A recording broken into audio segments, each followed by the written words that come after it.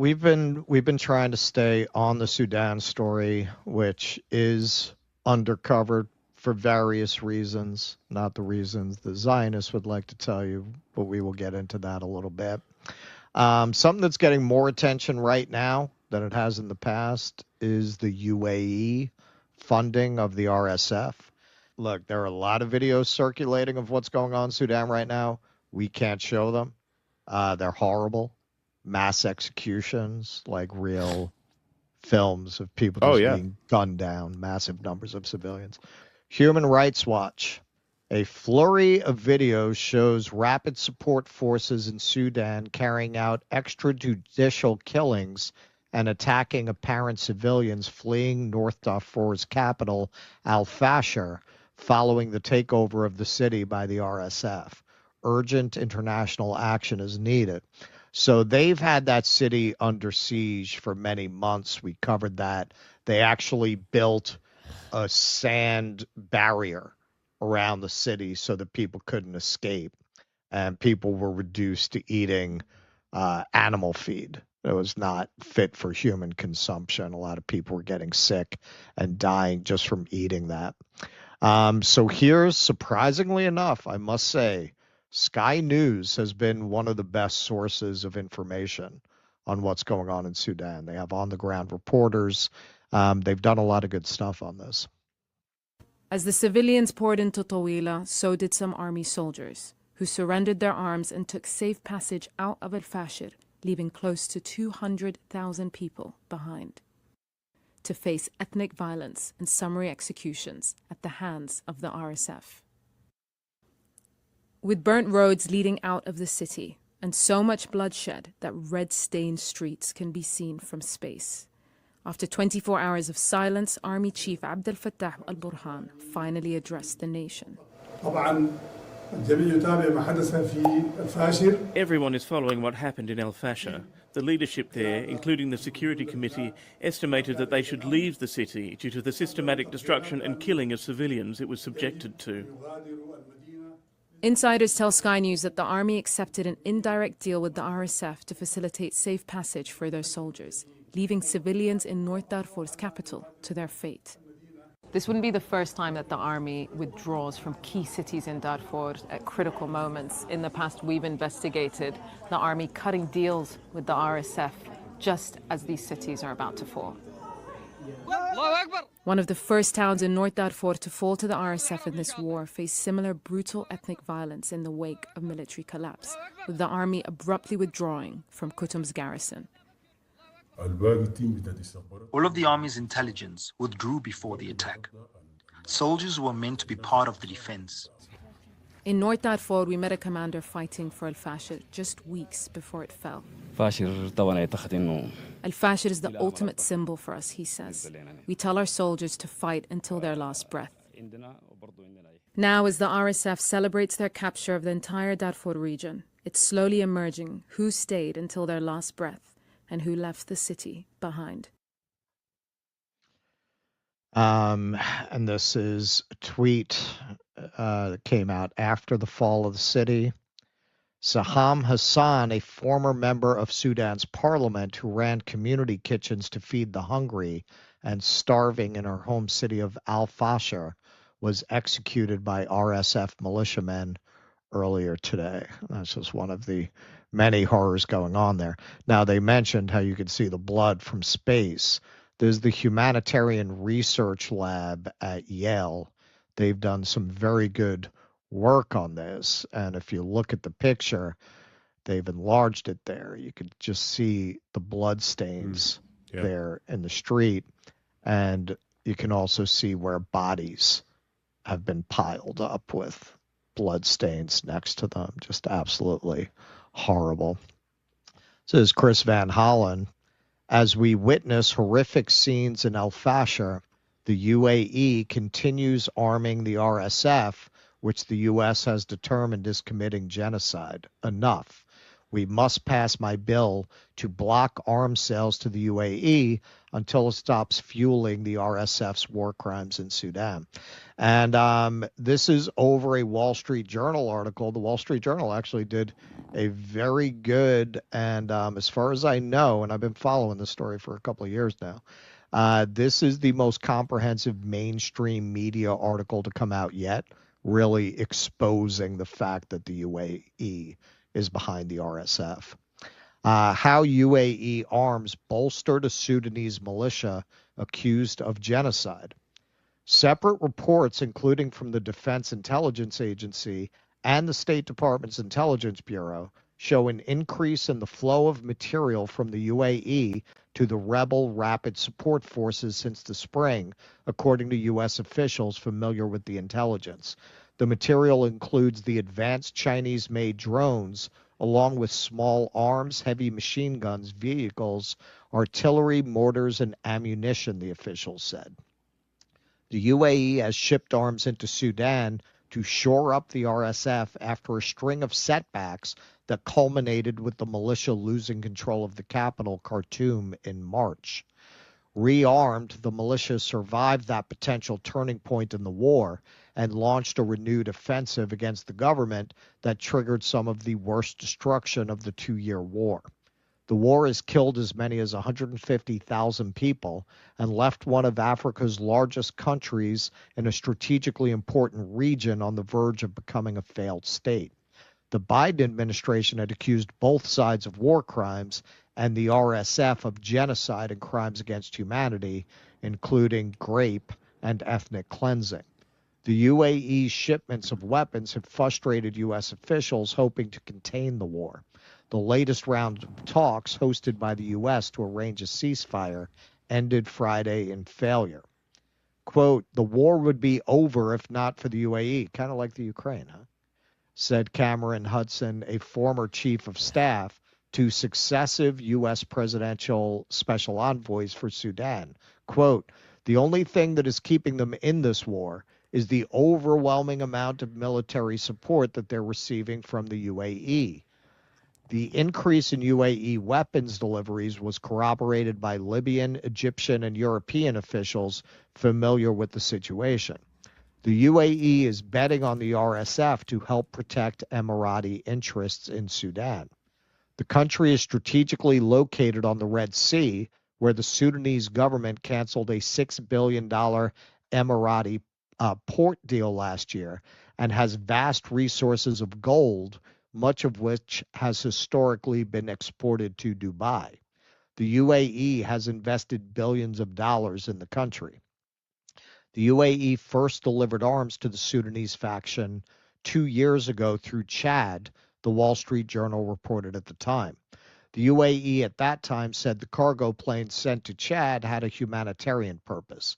In recent months, the Emiratis have ramped up flights transporting weapons through Somalia and Libya from where they were transferred to Sudan by road, U.S., European, and Arab officials said.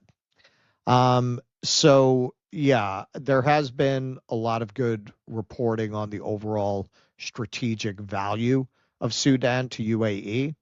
And overall, the consensus seems to be, the best analysis seems to be that they need the farmland because they are not in a fertile area of the world.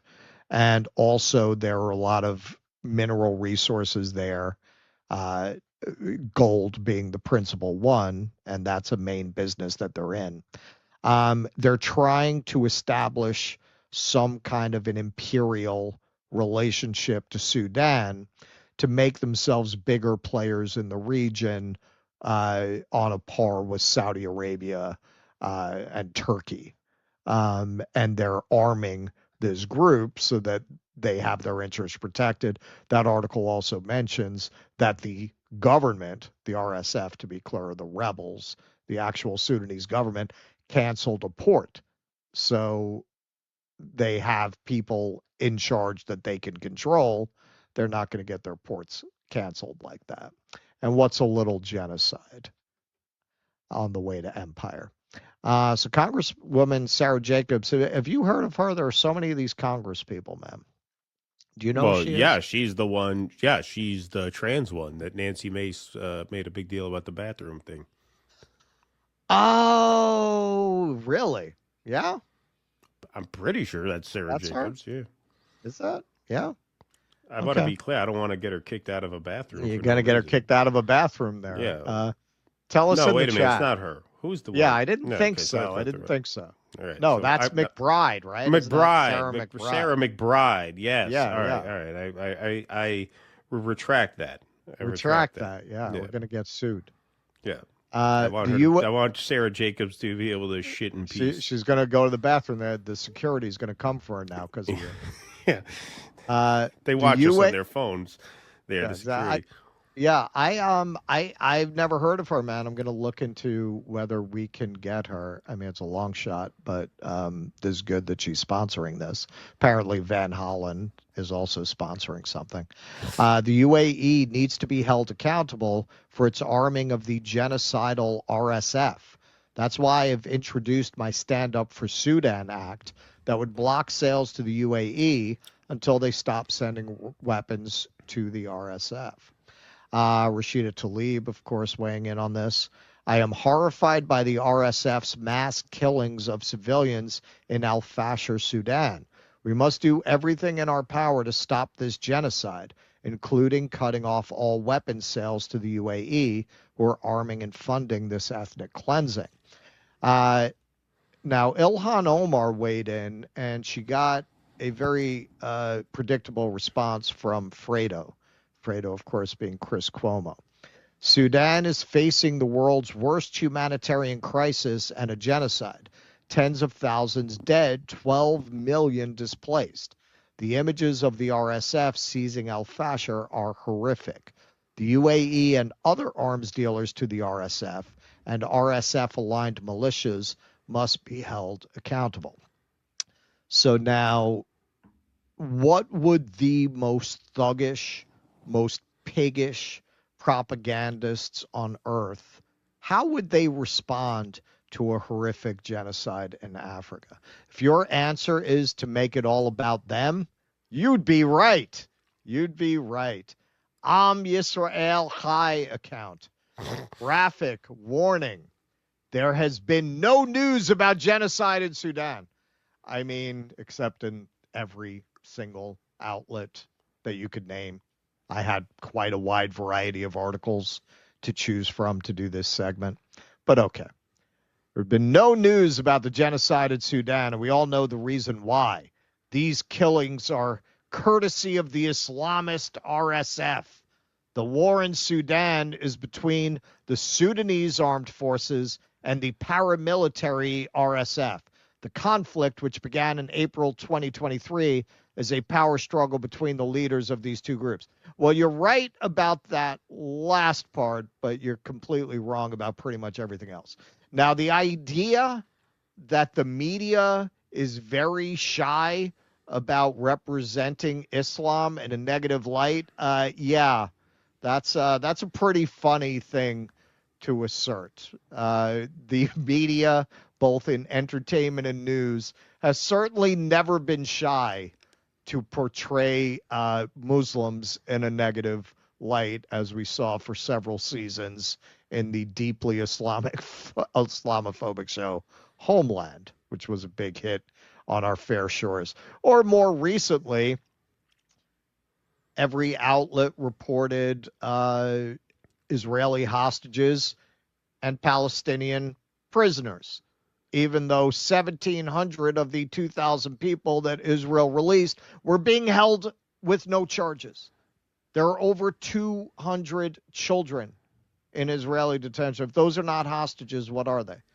They took a Palestinian pediatrician that they refused to release in the hostage exchange. Hostage exchange, not prison. Hostage. The Palestinians are hostages. So the idea of these cry bullies claiming that the media is bad for them. Yes, Sudan is criminally undercovered. That probably has more to do with the fact that America is not deeply, directly involved in the region. and what happens in what America is involved in is naturally going to get more coverage. It might also have to do with the fact that the world doesn't give a shit about Africa. Africa generally gets very little coverage. Atrocities in Africa don't get a lot of coverage. It might also have to do with the fact, frankly, that a lot of these killings on the part of the RSF are ethnic, and the ethnos that they're after are black Africans, which certainly the world has much precedent for not giving a flying fuck about, which is also part of the reason they really don't cover Africa. But you know who it's not about? You. Not about you.